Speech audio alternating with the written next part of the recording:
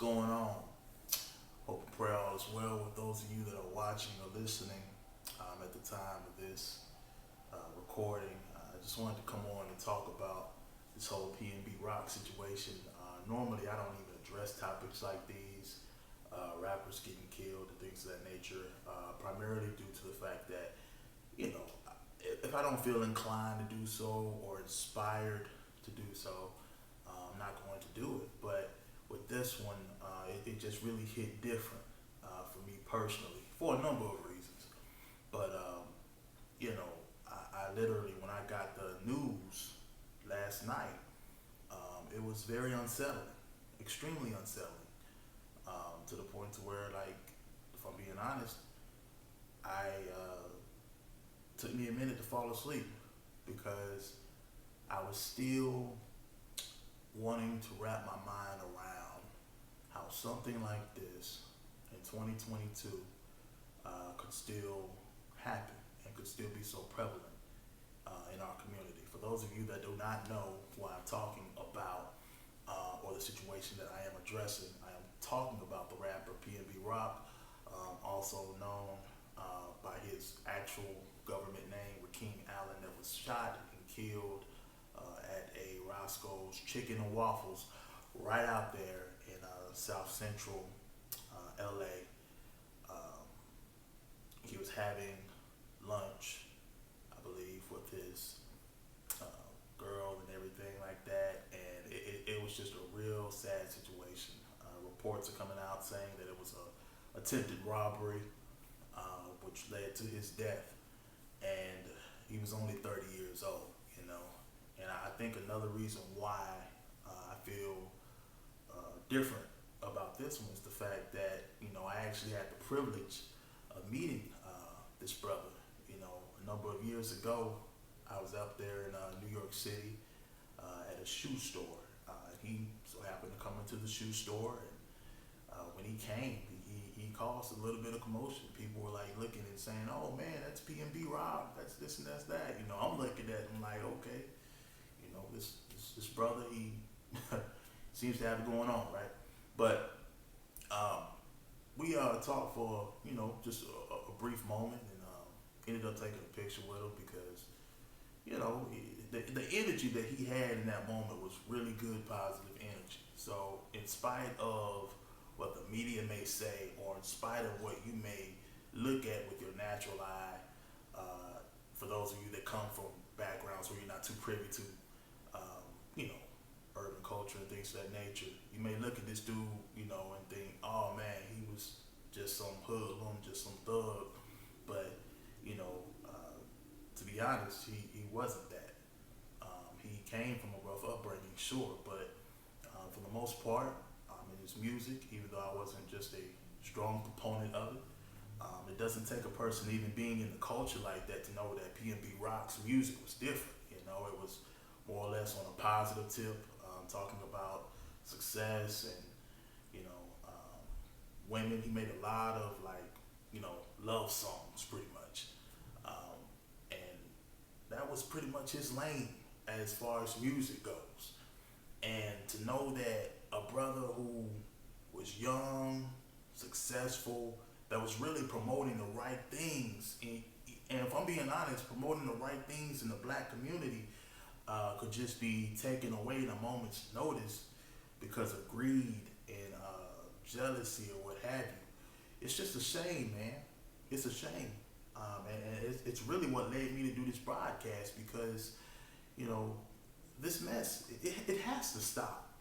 Okay, it has to stop. And I'm not ignorant to believe that it can stop overnight. But if we as a people, not just black people, but if we as a culture, right, as a Western culture, begin to not only publicly condemn actions such as these that are happening, but we are also portraying in our media outlets the right message, the positive message, the message of hope and inspiration, even when it comes to the outlook on, you know, people that live in the urban context, the urban communities. You know, instead of promoting all this killing and street stuff, we would actually begin to promote, you know, positive people, positive influences in our community, then I believe that's where the change will ultimately come about. Nevertheless, man, with this whole PNB Rock situation, it just shows you like you could literally like do all the right things. The dude was literally in a relationship with a woman that he had a child by, you know, and I'm not gonna sit here and make him out to be a quote unquote angel, but what I'm also not going to do is sit here and say, well, because he was a rapper, he just deserved to get what he got. Like, again, anyone who knows the type of rapper he was understands that he wasn't really about rapping that street life like that. There have been a number of rappers, quite a few rappers that have passed away in the last 4 years, violently, right? They were killed. But for the most part, these rappers kind of portrayed in their songs, in their lyrics even, that they were, living a certain kind of life. And that, life inevitably brought about that attention, that negative attention, which resulted into them getting killed. The latest example of that outside of PNB Rock would be, I believe it's Young Dolph, right out of Memphis, Tennessee. They shot him at a local mom and pop cookie shop that he would always go and support, put on his social media about him supporting. And, it's just a beautiful thing, man, because here it is, you got a young brother that made it out of a very, very bad situation, very bad, rough upbringing, coming back to his hood now to promote positive energy, promote a business that's in the community, that stemmed from that community. And because of the life he was living as well as the ops, and again, I'm not blaming Young Dolph's life or his death on his personal decisions. I believe a person can change. They can start out one way and then they can amass to a level where they decide, hey, they don't want to do that no more. But it doesn't mean that people aren't going to try it. People aren't going to try to take what you have. And so with that situation though, you see it makes a little bit more sense. Not that it's justifiable, but it makes a little bit more sense how a person like in that era or in that field could have something so catastrophic happen. But with a guy who he's not portraying this in his songs about him being a street person, a guy who really is promoting positive energy in the community, in the music field even, is just being, gone down like he was. Again, it doesn't mean that you have to be from the streets to experience such violent acts, but it's just a shame. It's a shame, ultimately, that it happens. And if I'm being honest with you, people will sit here and use a situation like this, and they'll say stuff like, because there have been so many things that have been said, right? I mean, for one, his girl that he was there with posted the location. And so people have been on her very hard, talking about how she shouldn't have posted the location and all this other stuff. And I don't think none of that was, I don't think that is a justifiable criticism at all. He was known to post his location in different places whenever he would go travel and do certain things. But the thing that gets me is, especially out there in LA specifically,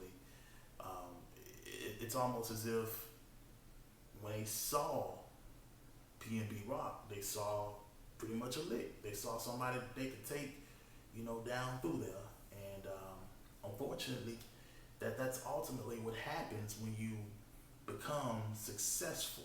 When you are a successful person of color, it brings about that targeting, right?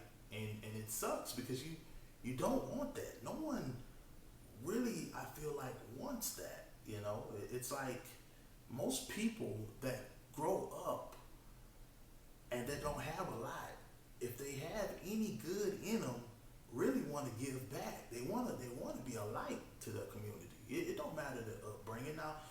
some people, you know, they end up doing some crazy stuff. You know, Jeffrey Epstein, I believe, is a prime example of that with how he lived his life.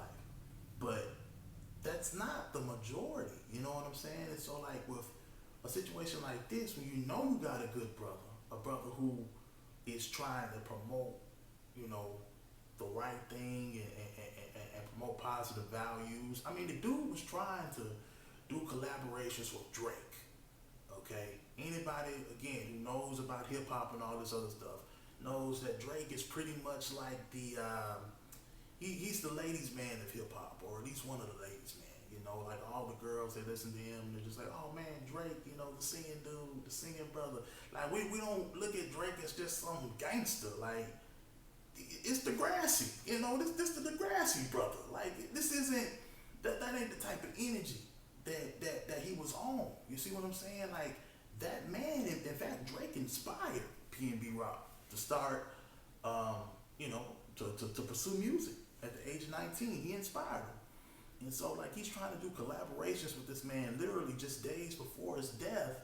And it just goes to show you, man, you can never really judge a book by its cover.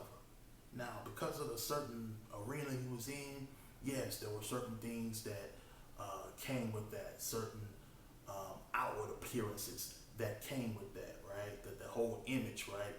The tats and the jewelry and all these other things that maybe he felt pressured to partake in. Nevertheless, it doesn't, those things aren't expressions of his heart. You see what I'm saying? And so, like, now we're in a situation where you got another brother dead, another successful black brother that is no longer here, who can no longer be a child, not a child, he no longer can be a father to his children. And it's just sad. It's just sad because it's a perpetual cycle of hate that for whatever reason we don't want to talk about, because we want to sit here and throw blame this place, that place, instead of actually pointing the blame where it needs to be. Okay? In a time that we are living in, this street stuff, this glorifying street violence and gang violence, this stuff is not cool, man. This stuff is not cool. And I'm saying this as a young African American, by the grace of God. I am successful, you know. I've been blessed to do so. But knowing people that have also come from Section 8, having family members that lived in Section 8, that have also, you know, made their lives better, man, made positive contributions to society. Like, I know that there's more that we can do, man. More that we can do. More positivity that we can be sharing out here. Positive impact that we can have on the world. But it ain't gonna happen if we are continually glorifying this street mess. You know, we treat almost in the African American community as going to jail as a badge of honor. Not even, and don't let you not only go to jail, but let you have a case, let you have a murder case that you didn't beat, right? That you didn't beat. In other words, they don't have the evidence. Okay, now you got this rep, you got this, and it's again, it's this false sense of you being a quote unquote top dog. When in all actuality, man, that rep will only really get you so far. Yeah, you may have some praises from these dudes in your city or whatnot, but that don't mean that the other dude right across the way is gonna treat you with that same respect. No, he's still gonna try you. He's still gonna try you. You know, people like and again, no disrespecting the dead here, but going back to another one of those artists that kind of just portrayed himself as a street artist. You got this guy, his name is Draco. You know, he beat a murder case. And given the severity of what he was looking at, he starts bragging about it, starts talking about how he beat it, etc., etc. And he's throwing other rappers under the bus now because he feels as if, hey, y'all ain't done what I did. What he starts doing, dissing the whole city. You know, he's dissing LA, and which leads to more problems, and again, boom, leads to that violence. that it leads to that moment that we all begin to start posting about, talking about RIP, all this other nonsense, man. And yes, we want the dead to find peace. You know, me personally, I want them to find peace with God, right? But I'm tired of doing that, man. I'm tired of saying RIP to this one, RIP to Nip, RIP to Draco, RIP to, like, bro, these killings are getting senseless, man. They're pointless. And I know you may feel like, well, you know, people that come from that environment, that's all they know. That's all they, look, bro, at the end of the day, we have been blessed, okay? Each and every person, specifically every person of color that is listening to me right now, we have been blessed to live in the time that we're living in. Because for those ancestors, for those relatives that we have that marched in the civil rights movement, that I mean, they experienced some of the most gruesome kind of racism. They weren't even allowed in some of the rooms that we're in. They didn't have some of the opportunities we had. Do you understand that when black people were enslaved, one of the ways they kept us enslaved was because, aside from taking us from, you know, Africa and all that other stuff, we weren't allowed to read. We weren't allowed to begin to know the common functionalities of how to communicate in Western culture. We weren't given that because they wanted to dehumanize us. You know, they wanted to make us seem as if, hey, they're just mere animals, you know? And so because of that, now we have come from that to not only create inventions, but we've gained leadership opportunities. We've done these things, and I get it. Some of you may be saying, "Well, that don't mean that we ain't come as far as we think we've come. We ain't look, man. I'm gonna just be honest with you. We may not be where we want to be ultimately as a people when it comes to our place in this country, but we are much further off than where our ancestors first started. And if I'm being honest, when it comes to opportunity, if a person, specifically a man, if a man wants a job, if he wants to make money, he's going to find a way to do so. Now, I get some of you may say, oh, well, maybe he doesn't have the opportunity. Maybe he doesn't have this. Maybe he doesn't have that. Let me tell you something. These same people that are making these excuses are also more than likely some of the same people that are blaming PNB Rock's girlfriend. And I'm using that word girlfriend because I'm not sure if they were married, but you're blaming her for this man's death, okay? Because you just think she shouldn't have posted his location. Well, if you're not in fear for your life, you know, if you have this sense of not doing wrong to anyone, you know, like I'm gonna get ready to play a clip for you, and it's actually pretty.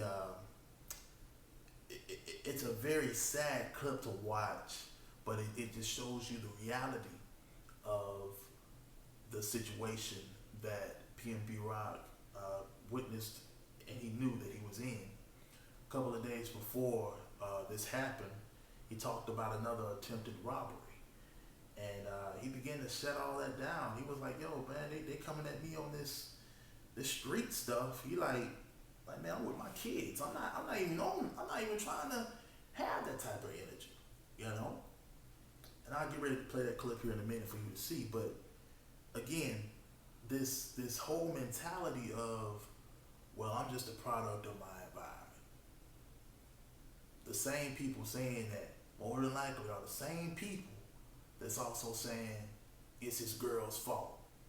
Okay, let me ask you this then. How did you find out that it was his quote unquote girl's fault? You most likely had a cell phone, right? Had an iPhone, an Android that has the capability to get on these apps, correct? Okay, which more than likely has the same capability to go on Google, to go on Bing, to go on these search engine sites to figure out how to do certain things that you want to do. If a person wants to be, if they want to do something nowadays, you don't even have to go to go to a school to do it per se. You can just go on YouTube, find out how to do it. You want to learn how to cook? Go on YouTube. You want to learn how to, code even? Go on YouTube.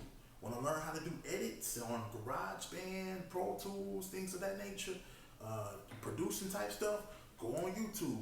More than likely, there's a video of someone that's an expert that's doing it. And I'm not saying that we need to just rely solely on YouTube, but my point is, if a brother wants to go out here and get it in 2022, he can go out here and get it. We need to stop making excuses for this crap that's going on in our community. It's becoming ridiculous. Why can't I just feel comfortable going to a store or going to a restaurant with my woman and my kids and everything without this, why can't I feel comfortable just doing that? I gotta watch my back as a brother. It's crazy. It's crazy. But it's a reality. And here it is. The same people again that'll sit here and say stuff like it's this girl's fault. Same people that'll sit here and be critical of a situation like this will also be critical of the fact that you got some brothers now, when they make it, they go. You ain't even gonna see them in certain places no more. Not saying that because I'm not from LA, so I don't know how bad that part of town was where PNB Rock got killed. But I will say this, he makes enough money to pretty much live a ducked off life, an exclusive life, a life free of certain people,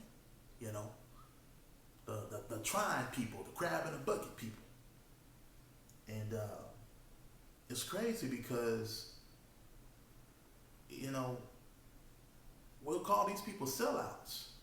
We'll outcast them. We'll say, oh man, they ain't doing that for the community. They ain't hood, they ain't real, they ain't this, they ain't that. But then the moment they do want to be in the hood, like Young Dolph, supporting your local community, this is how we treat them. This is how we treat them. Enough is enough, man. Like, I'm looking at this as a person who, really, I'm just thankful. I'm thankful for life. I'm thankful that I had a positive influence in my life and things of that nature. But I'm looking at this also as a young black man thinking, man, y'all, we got so much more opportunity out here. And all it really takes is one person. That's why I'm making this video. All it really takes is you coming in contact with one person. Quit waiting for somebody to give you something and go out there and get it.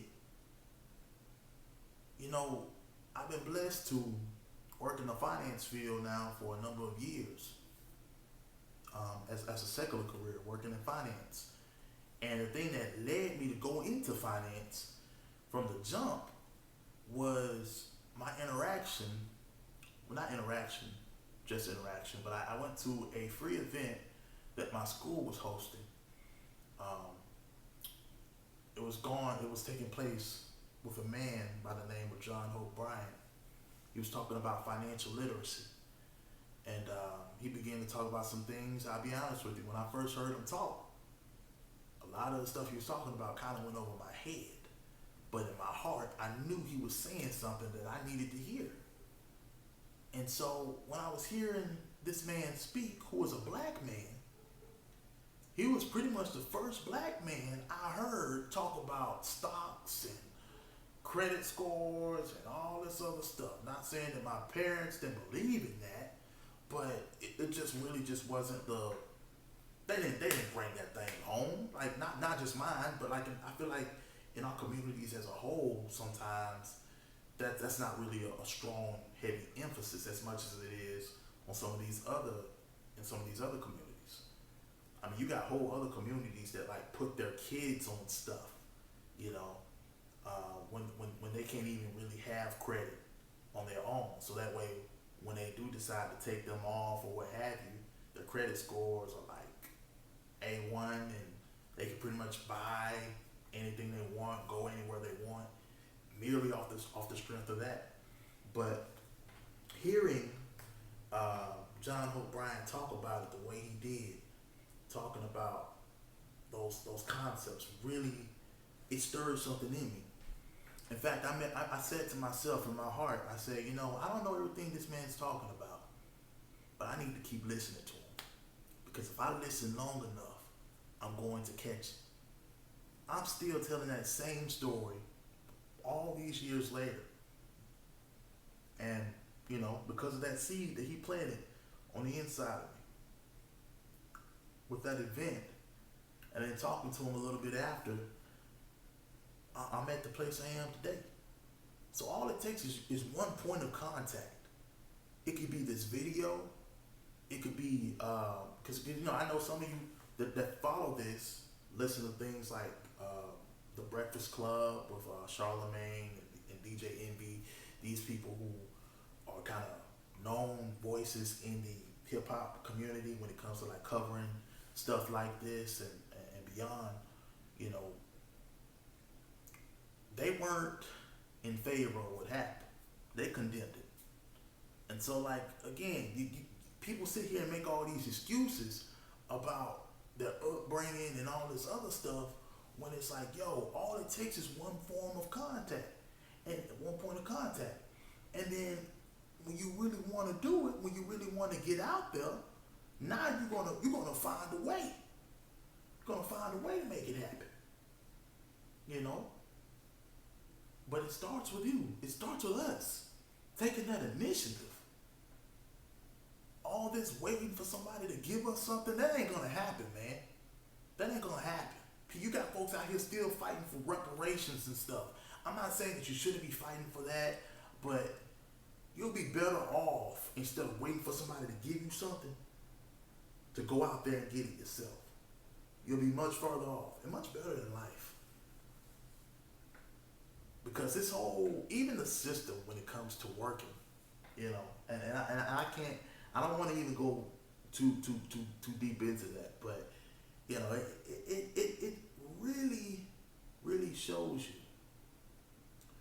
that when you go after what you want, when you are in a position to be a go-getter instead of just someone who's waiting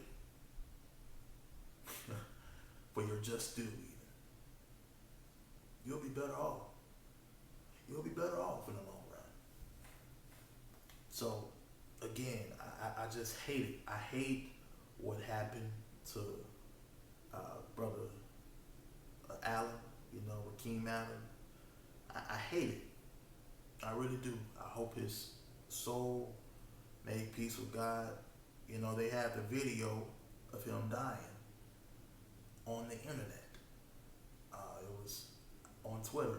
I just, to see that, to see a brother that was so full of life when I met him, on the ground fighting for his life, not on some gang stuff, at least from his end, on some pull-up stuff, but the mere fact that he's just having a meal that he earned, by the way, from the work he put in, from the time he put in, to see that he had all of that,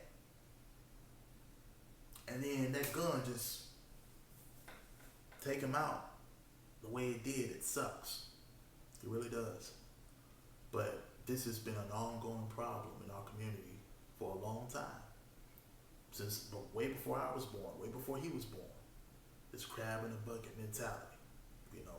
This whole idea of, hey man, I could either go out here and get a job, or I can, a job where I'm gonna make about $20,000 a year, or I can go rob this brother who around here flaunting his chains and stuff like that, his $40,000 chain, $60,000 chain, and I'll be good to go. And it's like, yo, bro, like, at the end of the day, no man deserves to have something taken from him, especially when he has not done physical harm to anyone else. One of the ways you begin to value what you have and when it comes to stealing, for you to grow a strong hate towards it, is if you know you worked hard for what you have. You know, at least that's how it was with me, man. When I started working, especially, man, I don't care what it is. Like, don't just take from me because I put in the hours for that. I'll give it to you if you ask, but don't just think it's okay to take, because it's never right for you to try to take something you didn't earn. And I get it. Some people may say, "Oh well, I agree with everything you're saying, but this is just how it is, and this is just." Look, we ain't gonna get nowhere embodying that mentality. We gotta shift the perspective. Otherwise, if we're not willing to shift the perspective, if this is how it's gonna continue to be, quit calling people Uncle Toms that leave and don't come back. Quit calling brothers sellouts who marry white women or marry outside of their race or whatnot. People that aren't really down for the community. Quit calling people that when we're not willing to fix this systemic issue that's going on. Yes, it could have been an issue that was systemically in place by people who felt like they were smarter or stronger than us as an ethnic group. It very well could have been. But the fact now that you have enough woke people out here who have a mind to think for themselves, to have access to media, to the internet now, there really is no excuse, okay? There's no excuse. And I get it. If a person that came from that lifestyle, right, the criminal lifestyle, your dad was a criminal, et cetera, in and out of the system, you're more inclined to do certain things and think certain ways. Absolutely. I believe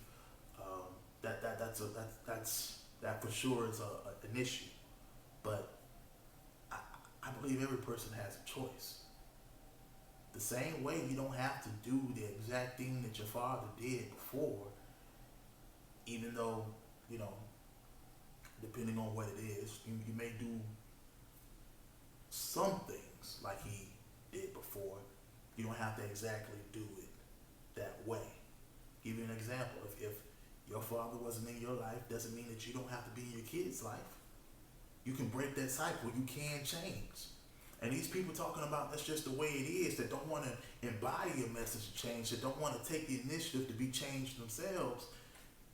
If we kept listening to people like this, we would have never got a black president. Think about that.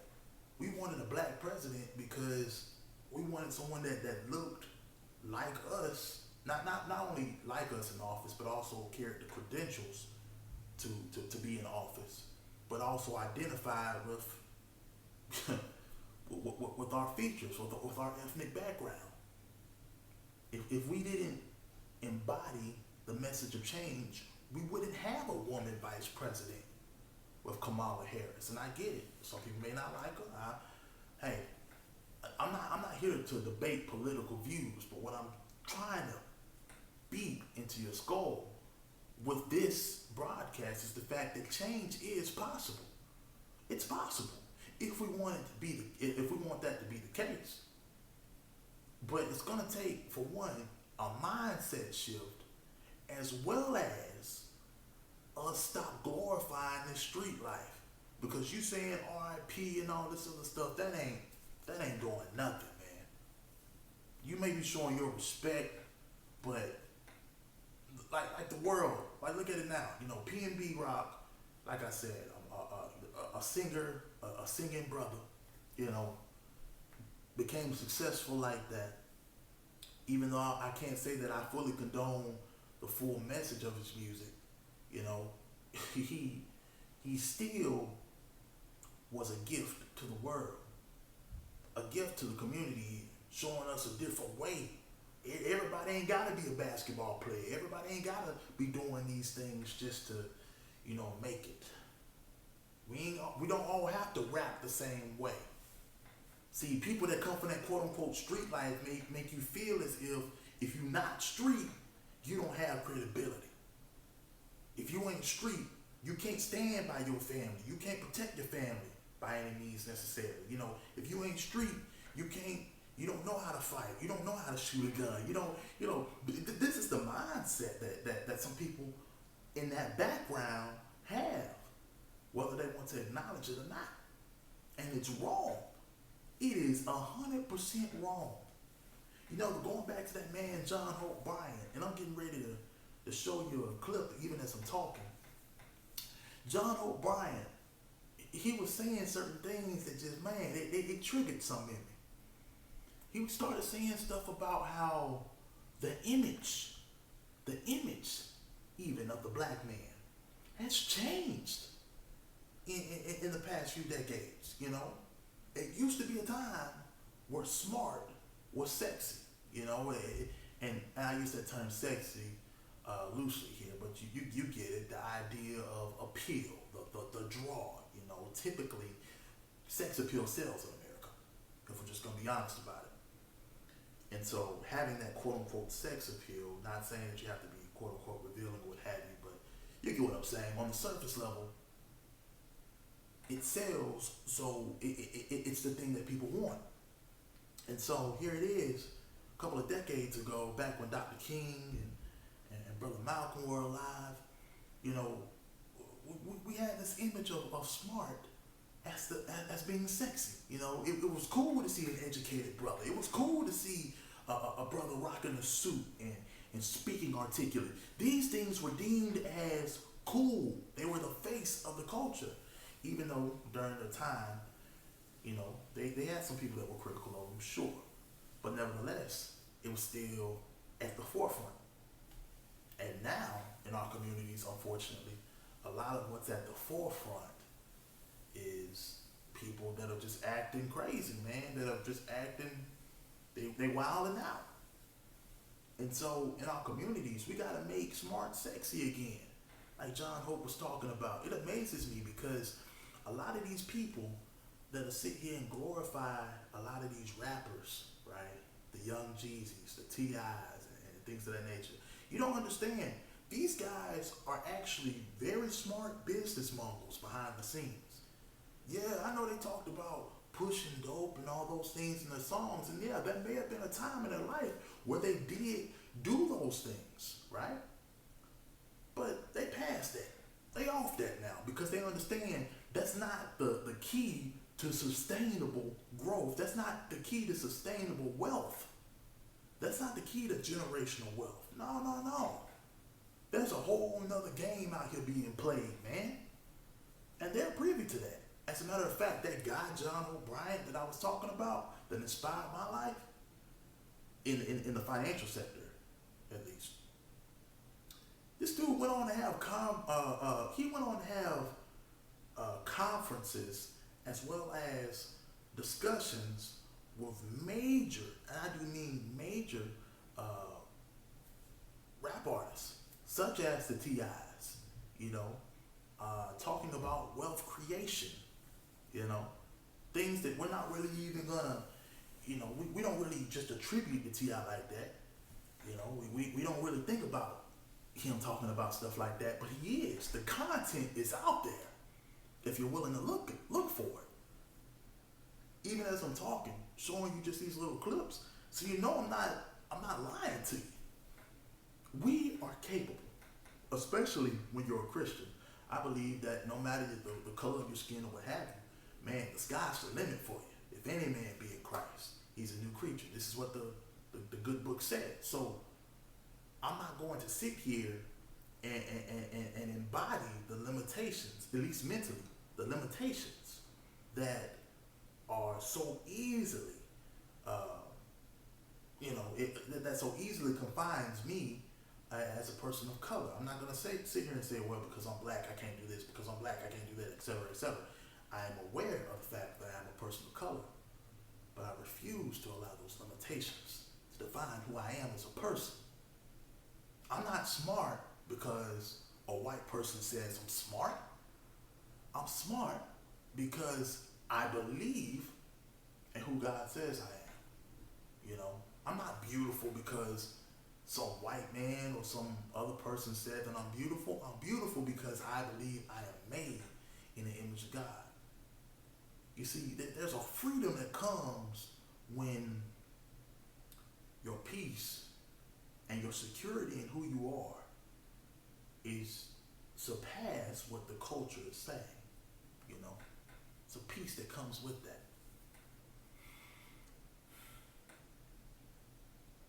Overall,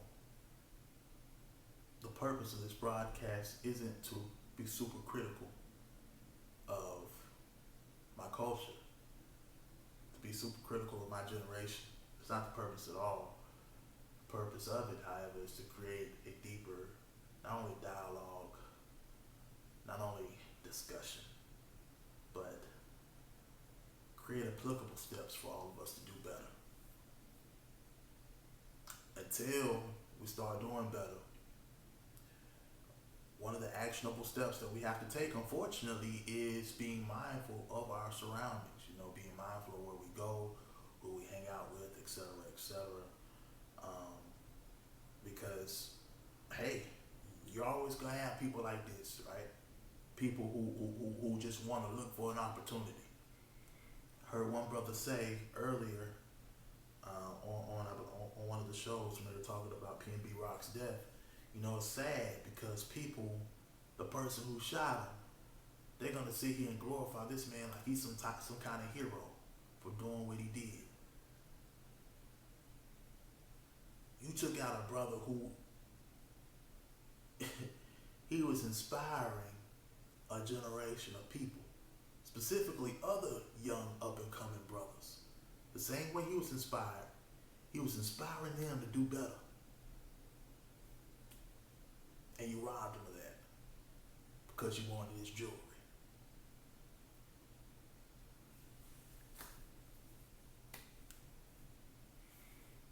Sad, man.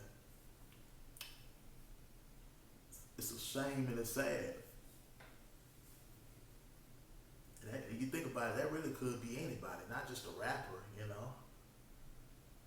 At least this is the reality for people of color, successful people of color. It's that reality, unfortunately. I'm gonna show this clip real quick. It's a clip of PNB Rock talking about days before he got killed, these robberies. And I'll come right back, but I'm gonna show this clip real quick and have a few more closing words, and I'll let you go. Take your jewelry or some shit? I don't know, but it be like, I be on shit and I'm not, where I'm from, we like sneaky.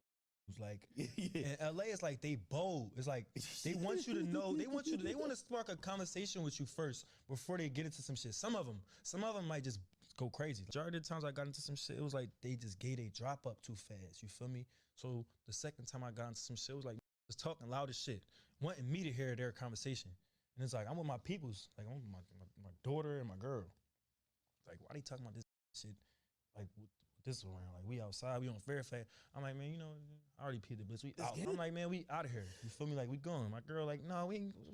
I'm like, I'm just going off of the vibes. Like we out. Is she peeping the energy? Because I'm she you on peep point. it. Yeah, she ain't peep it. She was thinking I'm tripping. About women sometimes. She be thinking I'm tripping. So, in the mix of all this, I'm like, no, we out. So she peeped it. I'm serious. She like, no, we out.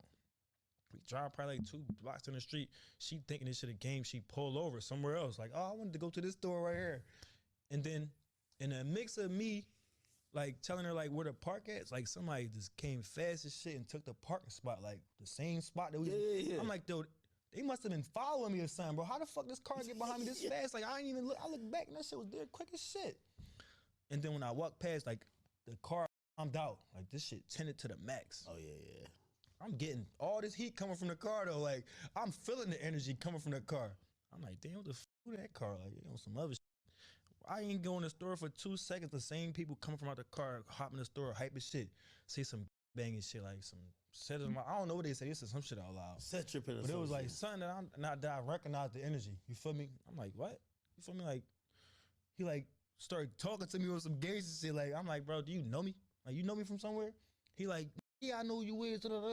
Trying to get me to like get into some shit. So I'm like, man, I flagged him off and I just walked out the store because I already know like where this shit about to go. You feel me?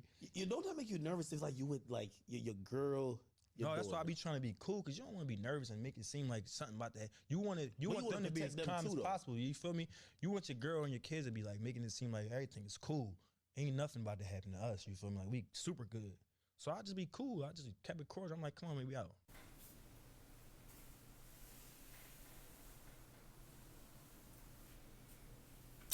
Well, yeah, you heard him. Now, again, I don't condone his verbiage, but that's just how he decided to address it. Shout out to DJ Academics for providing that clip. And, they did try to edit it the best they could, but, that's just raw. That's just how it is, It's sad. It's just sad. But more than it being sad, let this be our call to do better. Enough is enough, man. Don't preach to me about how Black Lives Matter and how we need to be rallying when a brother gets killed by a white cop or whatever. Don't preach to me about none of that if we don't condemn this as well. If we don't speak out to this as well. You see, I don't know what it is, but sometimes we have a tendency to we gotta know how to pick our battles, man. We gotta pick our battles wisely. Out of all the police killings of unarmed black men that happened in the past couple of years, the one that bothered me the most personally, that really grieved my spirit the most personally, was when Tamar Rice got killed. That 11-year-old boy in Cleveland, Ohio, got killed because he was playing in a park. He was playing with a toy gun in the park, and the officer pulls up on him. A grown man pulls up on a little kid.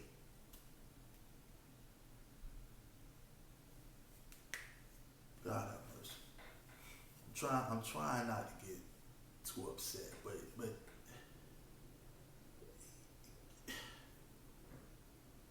a grown man pulls up on a little kid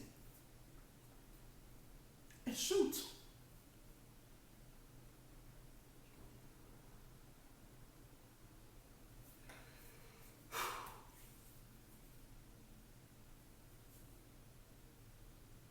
That was sad. Man, that was sad. And it's like they get off. And here it is. As gruesome as that story was, because of all the other killings that were happening around that same time, it wasn't as, a solid front of frustration, a solid front of saying enough is enough. We were just saying, hey man, we're tired of this one, we're tired of that one, we're tired of, but we need to highlight stories like this a little bit more. We need to highlight stories like what happened to PNB Rock a little bit more. So that way we can start changing the narrative, not only with police killing us, but with us killing ourselves. Knocking out two birds with one stone. Because we need to, man. We got to. It's getting ridiculous. This, and don't tell me the media can't do better. My goodness, we all got scared in the COVID. 2 months. Within 2 months as a result of the media, you had people of color even thinking one minute, okay, we can't get COVID. To the next minute, now we can get it. To now, if we don't get this shot, we gonna die. Like man, they just had us all over the place.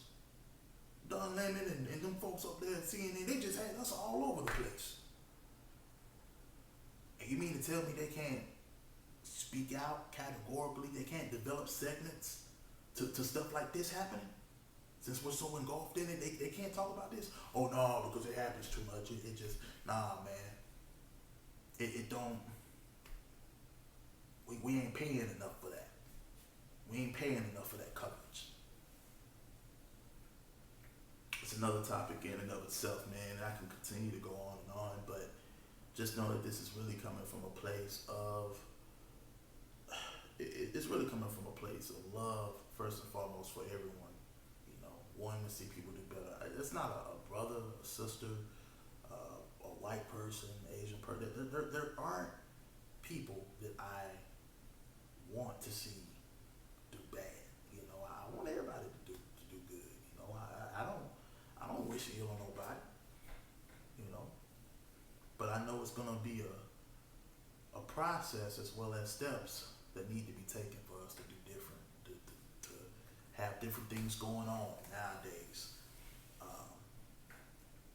in our communities, because these senseless killings, man, they just gotta stop.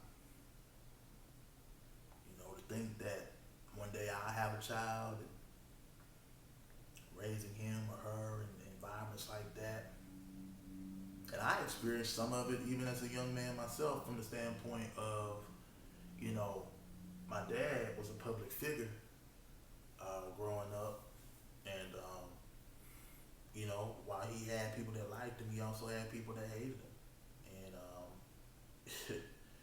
you know, there would be that concern about not going certain places, not living certain places, because you didn't want somebody to pull up on your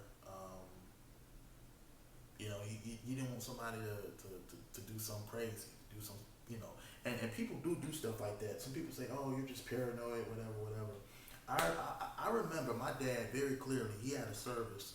He had a tent revival out there in Uniontown, and you know, we would leave the tent up, do all that, leave the chairs and all this other stuff up, and when nobody was under the tent, I guess it must have happened overnight or what have you.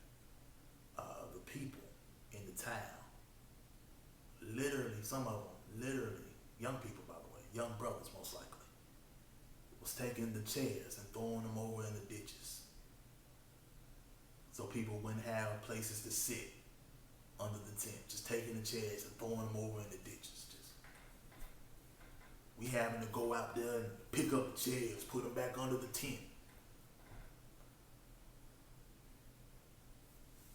Crazy, man. All this hatred, all this, for what? Well, for what?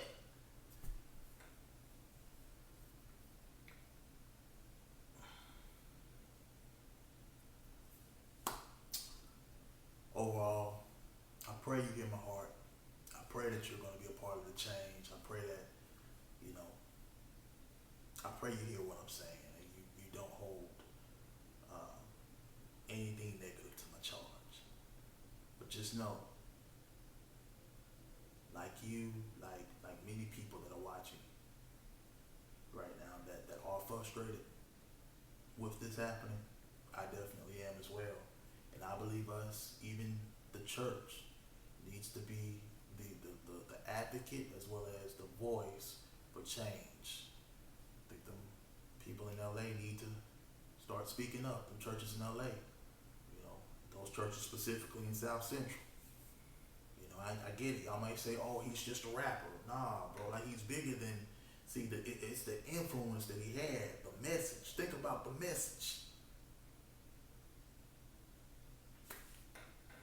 The message is worth keeping. It's that same message that Dr. King died for. That message of hope, hard work, dedication, the message of prosperity being possible for people of color. You don't gotta sell your soul to, no. It's just a shame. It's a shame what happened. But I pray that we all become better because of it. May you become more cognizant and better as a person as a result of listening to this broadcast, as a result of the coverage of what's happened. Because we clearly see now that, as unfortunate as it may be, some people just aren't. They're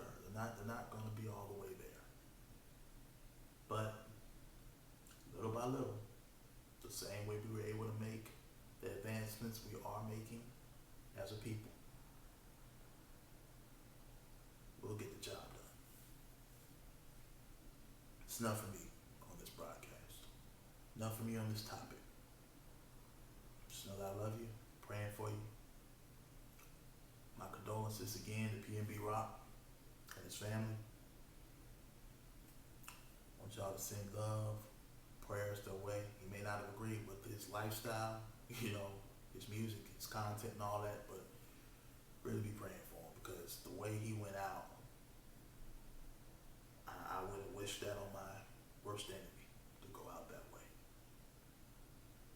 Until next time, God bless you. And to my people, to people of color,